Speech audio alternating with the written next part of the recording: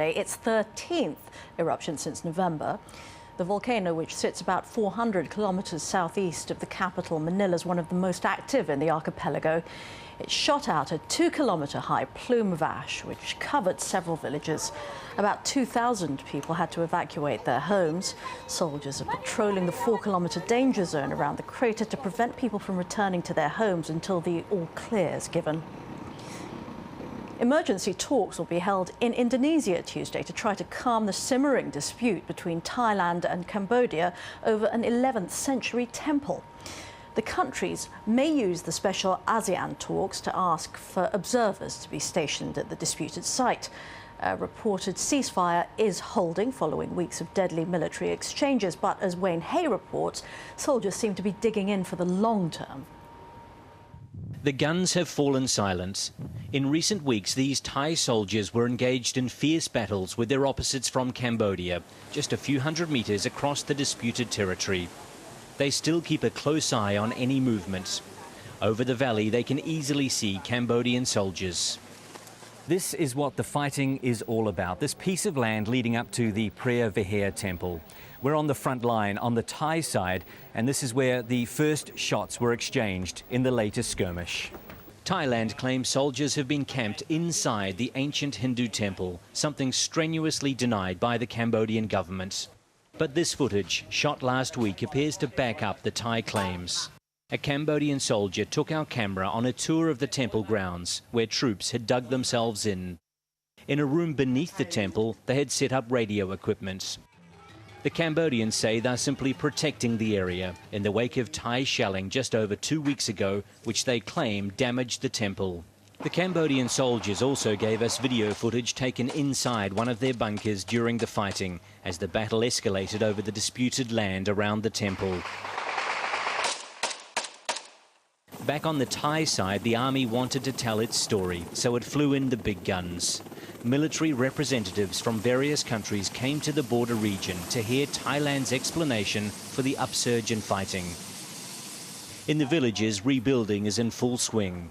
Houses that were burnt down are being quickly replaced. The fighting may have stopped, but the locals here don't expect peace to last long. I don't think a ceasefire will work. The Cambodians tend to shoot directly at us. They shoot our school and other buildings. This village was badly damaged. The local school, it's not just buildings that have to be repaired, also the confidence of the children. Life was anything but normal as they returned.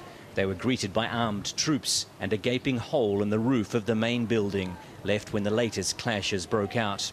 Luckily, the students had already left when the shell landed, fleeing when they first heard gunfire.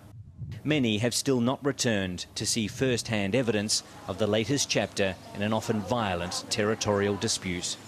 Wayne Hay, AlJazeera, on the Thai-Cambodia border. New Zealand's urged the US and Australia to dramatically step up efforts to stop illegal fishing in the Pacific. Foreign Minister Murray McCully warned that the world's last sustainable fishery was running out of time. An estimated $305 million worth of tuna have been fished illegally from the region within just a year. This is a major loss to many Pacific Island nations that rely heavily on the fishing industry. 2 Chinese pandas have arrived at Tokyo Zoo with big expectations. Tokyo hopes the pair will help improve relations with Beijing, which was strained after a territorial spat in October, and tourism officials are betting that they'll boost the local economy by $240 million a year. In China itself, the country's battling its worst drought in decades, with the vital winter wheat crop now under threat. The dry weather's affecting 8 provinces across the north of the country. Some areas haven't had significant rainfall since last October. China's government estimates more than 67,000 square kilometers of wheat crops been affected, and about 2.5 million people are facing drinking water shortages. One solution's been to bore deeper wells to source groundwater, but as Melissa Chan found out, this may create an even bigger problem. Rows and rows of young wheat crop, tufts amidst the dry brown land. They say it's the worst drought Shandong province has seen in 200 years. China's in a crisis, but this is one for the world to watch as well. Food security in China affects food security globally, simply because of China's population. So if our production's cut and we begin importing food, that would raise the cost of food globally.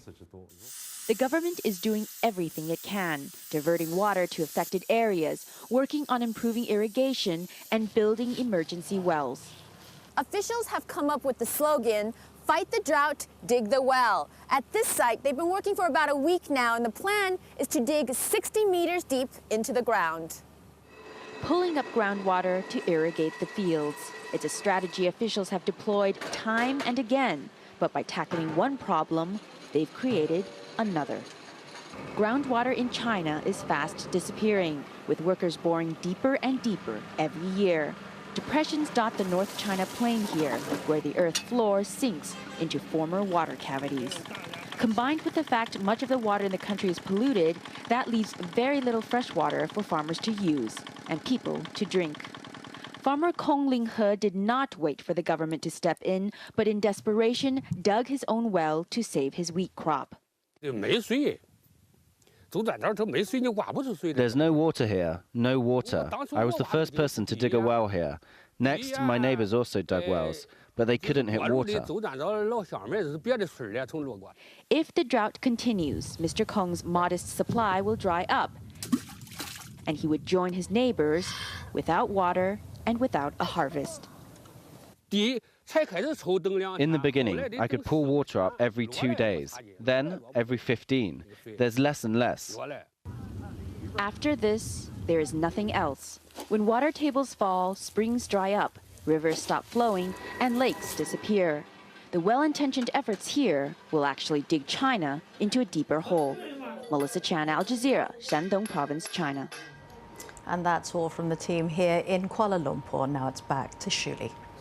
Thanks, Veronica. Well, let's just stick with that issue of drought and water shortage. Everton Vox is our senior meteorologist. This is a big problem for a lot of parts of the world. Is there anything that anyone can do about it? Well, cloud seeding is something that I'm not convinced by, but it is something. Sounds very sci-fi. It does sound a little bit sci-fi, yeah, and I think the jury is still very much out on this particular process. I mean, this is showing pictures here of some cloud seeding that was done a couple of weeks ago in China. Silver iodide gets thrown up into the atmosphere. It looks like they're firing straight up into the sky. It does look a little bit iffy, doesn't it? But you can see off the back of that, perhaps because of the cloud seeding, perhaps not, we had 3 centimetres of snow as a result, well, following on from there. 3 centimetres of snow is equivalent to 3 millimetres of water, so as I said, but they don't know whether that was caused by the seeding or not. No, it's not possible to know whether it's caused by the seeding or not, so yeah. Okay, so China, droughts. Well, as far as drought is concerned, it's a very dry time of year at the moment. It's this time of year, in the winter, you normally expect to see around 4 or 5 millimetres of rain in any one month, and it's proven to be the case this year.